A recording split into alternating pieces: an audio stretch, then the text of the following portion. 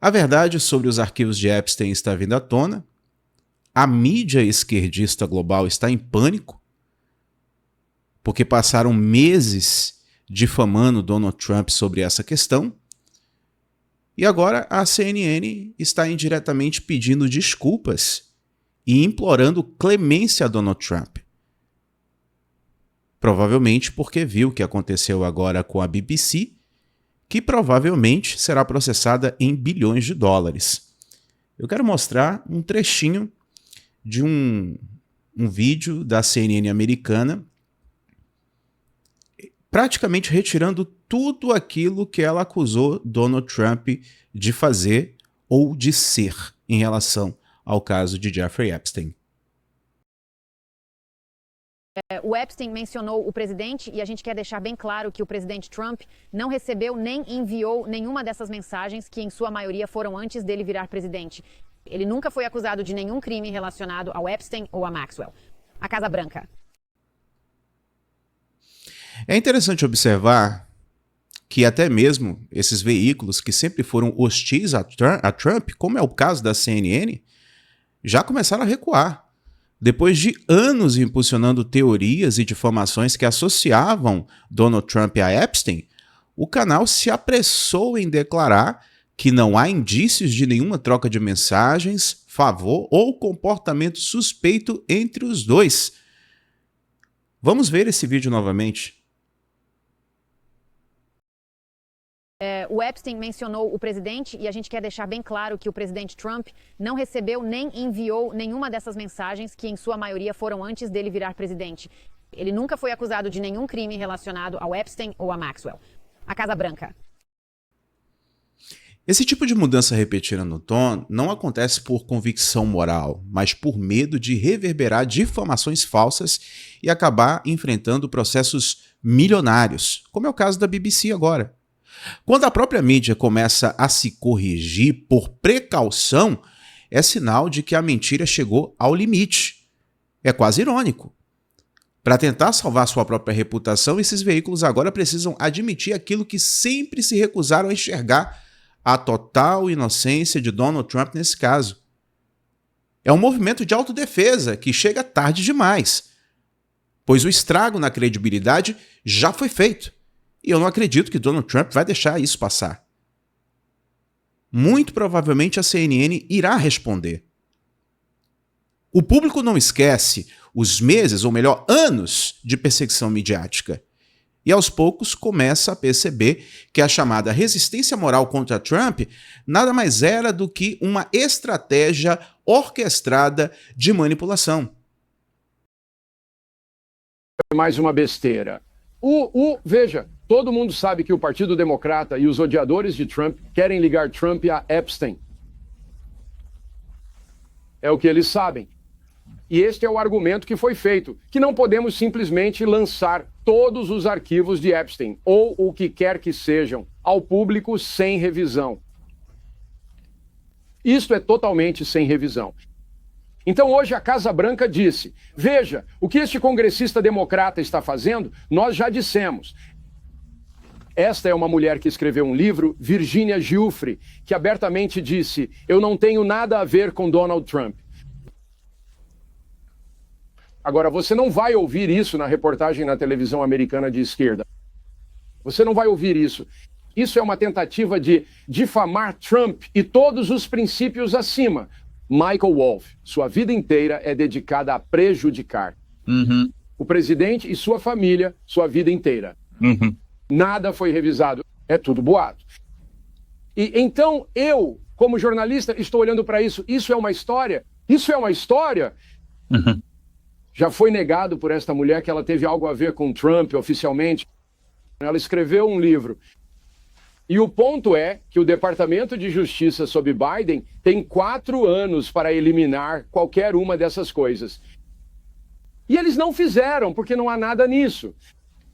Se houvesse, os democratas teriam usado isso para destruir Trump contra Kamala Harris, certo? Então isso é só isso. É isso. É o que eu sinto. Sim. É lixo. Sim, é o que eu sinto. Eu também acho que... Mas a mídia americana... Eu também suspeito. A mídia americana, como a BBC, não está no negócio de colocar nada em perspectiva. Está no negócio de prejudicar Trump. Esse é o negócio deles. Essa foi uma das melhores explanações que eu ouvi sobre o caso. O aspecto psicológico disso tudo também chama a atenção. Alguns estudos nos Estados Unidos mostram que boa parte dos eleitores americanos de esquerda desenvolveu uma espécie de obsessão doentia por Trump. Eu trouxe inclusive aqui a fala de um psicoterapeuta bastante conhecido, que relatou que muitos dos seus pacientes apresentam sintomas de ansiedade, insônia e até pânico só de ouvir o nome de Donald Trump. Isso vai muito além da política. É quase que um culto à aversão. E, paradoxalmente, quanto mais a imprensa alimenta essa obsessão, mais forte Trump parece se tornar entre seus apoiadores, que o veem como um símbolo de resistência à manipulação e o autoritarismo disfarçado de progresso. Primeiramente, identifique isso para nós. Você está em uma sessão e percebe o quê? Bem, Harris, não demora muito para eu perceber isso. As pessoas estão obcecadas por Trump, estão fixadas, hiperfixadas em Trump e falam sobre algumas das características deste transtorno.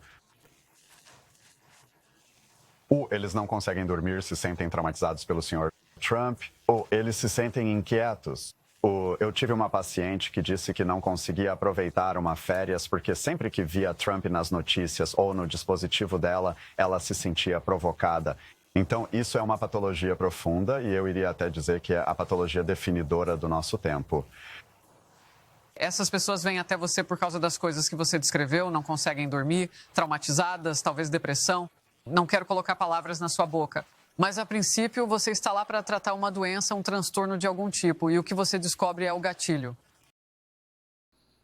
Ou seja, a imprensa passou tanto tempo apresentando Donald Trump como um demônio que isso acabou afetando psicologicamente as pessoas. É realmente assustador isso que nós estamos vendo. Bem, e Trump é o gatilho para muitas dessas pessoas. E estar tão fixado em uma figura, em uma pessoa, simplesmente não é saudável e nosso país se afastou tanto de onde estávamos. Se você olhar, nos anos 1980, quando o presidente Reagan foi, baleado, as pessoas estavam unidas. Ele disse famosamente, espero que todos vocês sejam republicanos, aos cirurgiões. E a resposta foi, hoje, senhor presidente, somos todos republicanos. Mas nosso país perdeu isso. Nos afastamos tanto daquela unidade. E o que você vê? Porque você me disse fora da câmera, 75% da sua carga de pacientes agora tem o que você está chamando de este TDS. Bem, 75% dos meus pacientes apresentam muitos desses sintomas e provavelmente dentro de 5 minutos de me verem, o ódio deles por Trump aparece. Então, se você está tão hiperfocado em Trump, isso é um problema real. Há um velho ditado que diz: quando você alimenta ódio por outra pessoa, é como se você estivesse bebendo veneno esperando que ela morra.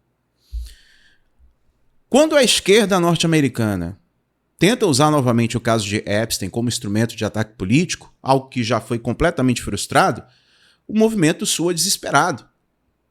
Recentemente, alguns democratas, eles divulgaram um punhado de e-mails tentando criar a impressão de que havia novas provas contra Donald Trump e bastou uma análise superficial para que ficasse claro. Os documentos não ligam Trump a nada. Nenhuma evidência de comportamento inadequado, nenhum vínculo ilícito. Apenas mais uma tentativa de fabricar ligação onde não há conexão. A própria Casa Branca rebateu ponto a ponto essas alegações, mostrando que Trump, inclusive, teria expulsado Epstein de Mar-a-Lago, depois de saber sobre o tipo de pessoa com quem ele estava lidando. E como eu falei no vídeo de ontem,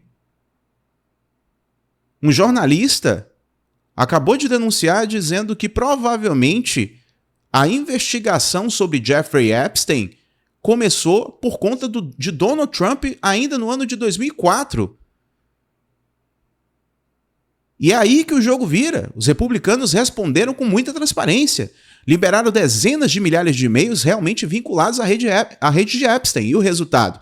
Centenas de nomes associados aos setores mais altos do Partido Democrata, à esquerda americana, grandes bancos e fundações que sempre se declararam defensores da justiça social.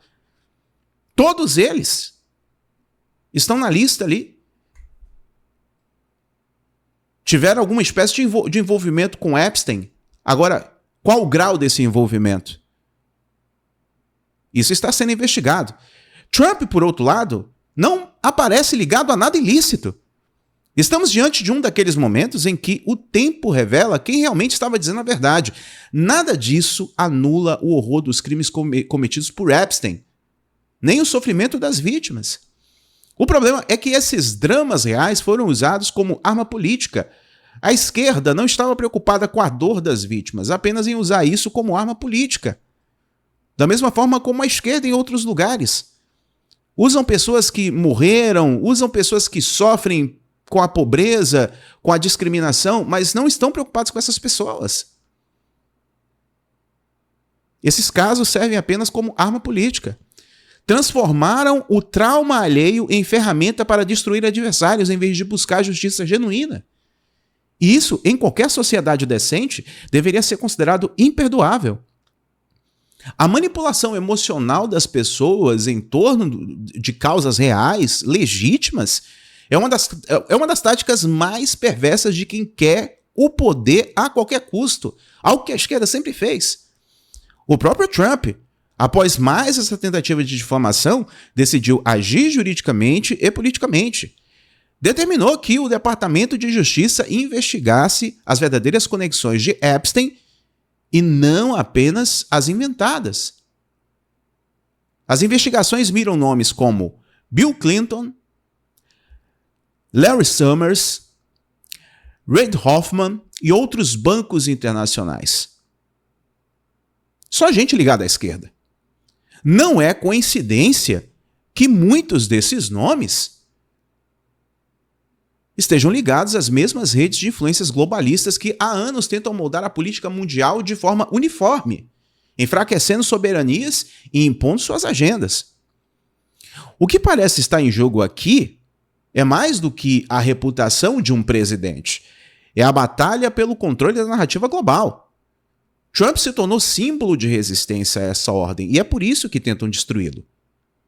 Seu grande crime, para os que vivem do poder concentrado, foi desafiar o sistema e trazer de volta o debate de valores que precisam voltar para a discussão, que haviam desaparecido por conta da esquerda. Patriotismo, economia, livre mercado, a fé, família, coisas simples, mas que hoje são quase um tabu entre as elites políticas e culturais que preferem um mundo sem raízes nem responsabilidade moral. É claro que todo esse embate gera um ruído muito grande. Há quem ainda acredite, finalmente, nas versões que saem nos grandes jornais. Mas quanto mais o tempo passa, mais evidente fica o padrão. Sempre que a narrativa contra Trump se desmonta, uma nova surge, mas igualmente frágil. Foi assim também com a Rússia, com o colapso democrático e agora com Epstein. O roteiro se repete porque o objetivo não é esclarecer, é desgastar, é perseguir. Trump continua à frente nas pesquisas, fortalecido pela sucessão de ataques mal planejados. Cada tentativa de difamá-lo acaba servindo como propaganda involuntária, apesar da chateação que ele deve ter com isso. Todos esses fatos são prova de que o sistema teme não somente o resto do seu mandato, mas também os seus sucessores. Sim, eu disse no plural, sucessores. O povo americano muito provavelmente vai passar um bom tempo sem escolher um novo presidente democrata. E é curioso porque a teoria política clássica sempre alertou que regimes enfraquecidos tendem a perseguir líderes que simbolizam rupturas. A diferença é que dessa vez a própria população está assistindo tudo isso em tempo real, com acesso a várias fontes e documentos. O monopólio da versão oficial acabou. Se havia alguma dúvida sobre o que motiva tantos ataques, basta seguir o dinheiro e os interesses. Muitos dos grupos que financiam campanhas de difamação são os mesmos que ganham com políticas globalistas e regulações sem transparência. São os que lucram quando a política deixa de ser nacional e passa a ser ideológica e transnacionais. É nesse ponto que figuras como George Soros entram na equação. Não como vilões de filme, mas como representantes de uma visão de mundo em que a soberania individual dos países, das nações, é um obstáculo. Ele é um vilão real, não é um vilão fictício. E Trump vai no sentido oposto. Ele defende um país forte, economia aberta e respeito às tradições. Ideias que, gostando ou não, dialogam com boa parte do mundo ocidental que já está cansado de governos frágeis e elites moralistas. Por isso, para os seus inimigos, ele precisa ser desmoralizado mesmo que à força. A ironia é que, no final dessa mesma perseguição, parece estar havendo um reforço exatamente para a imagem de Donald Trump. As pessoas estão acordando, estão questionando que quem controla a informação, quem decide o que é verdade e o que é mentira, é que não está falando a verdade. É que defende regulamentação para calar as pessoas. A era das versões únicas acabou. Cada nova revelação sobre o caso Epstein, cada documento que confirma a inocência de Trump, cada recuo constrangido da mídia, tudo isso vai somando pontos na conta da credibilidade de quem foi injustamente condenado pela opinião pública. O resultado é um cenário em que o que era especulação virou denúncia de manipulação. E o que era tentativa de destruição se transformou em combustível para fortalecimento político de quem não se curvou. O mundo está à direita. A esquerda, os globalistas, a mídia esquerdista, nada podem fazer contra isso.